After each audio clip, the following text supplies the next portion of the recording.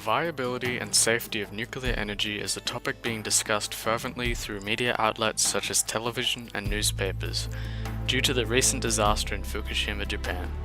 There are strong reasons being pushed for the continued campaigns for or against nuclear energy. In this short presentation, I'll be showing both sides of the argument and providing evidence for either side. Context. Nuclear power stations are similar to fossil fuel and hydroelectric power stations in that both generate electricity via turbines, which convert kinetic energy into electrical energy. Uranium was discovered in 1789 by a German chemist Martin Klaproth. It was named after the planet Uranus.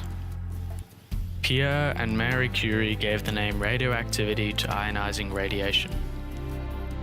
In 1902, Ernest Rutherford showed that radioactivity was a randomly occurring event which emitted an alpha or beta particle from the nucleus and created a different element. Nuclear fission was discovered at the end of 1938 by Niels Bohr and his colleagues. They proved that a neutron could be captured by a uranium nucleus, which led to the nucleus splitting into two almost equal parts, barium and krypton. This was confirmed irrefutably in 1939 by Otto Frisch. The first electricity generated by a nuclear reactor was at the ERB-1 experimental station in 1951. Soon after, the USSR's Obninsk nuclear power plant became the first nuclear power station to supply electricity for a power grid in 1954. Now that we have an idea of the origins of nuclear power, we can look at each side of the nuclear power argument and determine which one is more beneficial to society. To begin, we look at the safety of nuclear energy in the world. Many people wrongly believe that nuclear power plants are ticking time bombs ready to melt down at any moment. This, of course, is hugely false. The accidents which have happened were either completely unprecedented circumstances, such as Fukushima, or plant operator error caused by inadequate training and overcomplicated machinery such as 3 Mile Island and Chernobyl.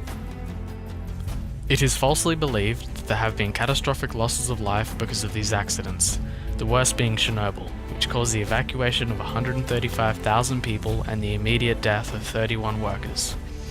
Long-term deaths from thyroid cancer are estimated at 10,000.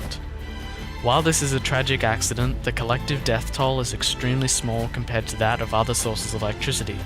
For example, the average fatalities per terawatt year are LPG 3,280, coal 342, hydroelectricity 883, and nuclear power 8. From this information, we can conclude that the danger of nuclear power is relevant, but extremely small compared to other energy sources.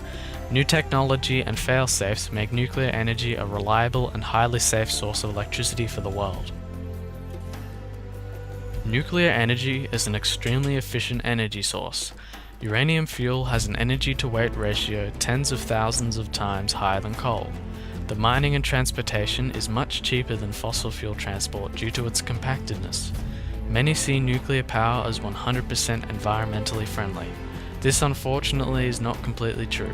With all industrial processes, carbon is emitted in the refining and mining process. This is a very small amount compared to the emissions caused by fossil fuel energy. Considered the worst face of nuclear power is the radioactive waste produced from the power plant. This waste is highly radioactive and has a half-life of 240,000 years. The waste must be kept inside a radiation shield to prevent the escape of harmful radiation for this time. As of today, there is no perfect way to dispose of the waste, and much of it is in storage facilities. In terms of safety, this is the weakest link. If something happened to displace the nuclear waste, it could cause high amounts of radiation to leak into the environment. Many propositions have been made to safely dispose of this waste. Plans have been drawn to bury the waste deep underground away from fault lines and areas with earthquake risk. Some plans involve sending the waste into orbit away from the Earth. This is the most permanent solution, but it is also the most expensive and the highest risk. A main issue with nuclear power is that it sources its fuel from a non-renewable resource. The uranium fuel will run out at some point, just as fossil fuels will. As of now, the estimated world total of uranium in the Earth is 5.3 million tons. Just under 1/3 of uranium is situated within Australia. If current consumption is not changed, it is estimated that uranium will last for a further 300 years. Due to uranium's finite amount, other fuels are being researched as a viable replacement.